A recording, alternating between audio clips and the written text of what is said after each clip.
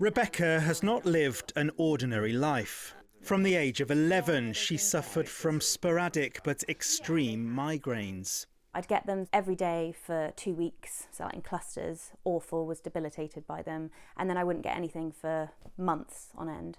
And then I'd get them again. So it was, went to the doctors, they just said, oh, it's migraines, maybe it's hormones, etc.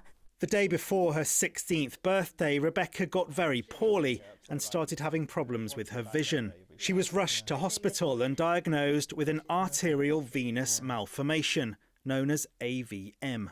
This is a tangle of blood vessels in the brain which have not developed properly, causing blood to flow directly between the arteries and the veins. AVMs are extremely rare, affecting less than 1% of the population. Rebecca underwent intensive treatment. The AVM got smaller and life carried on. But then, in September last year, the symptoms returned, worse than ever.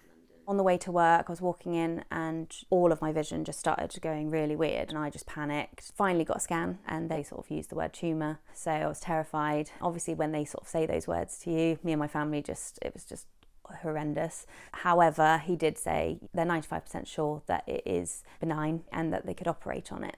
The operation took place in February and thankfully was a success.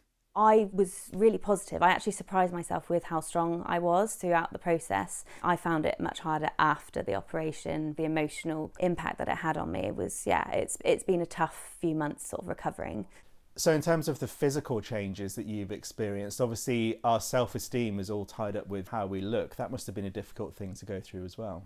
Yeah, I hate to say it, but that's been the worst part for me is like when I look in the mirror, I don't recognise myself. It makes me feel really vain, but I think it's, it's part of your identity is like how you present yourself physically. And, I've always been quite fit and healthy and I've always had long hair as well, which I'm rocking the short look, but yeah, I just feel different, and when I look in the mirror it is difficult. But like I said, the main thing was the weight gain. I just didn't seem to have any control over it. It just happened. But at the end of the day, that's not the most important thing, and I know that, and like my family have kind of kept telling me that.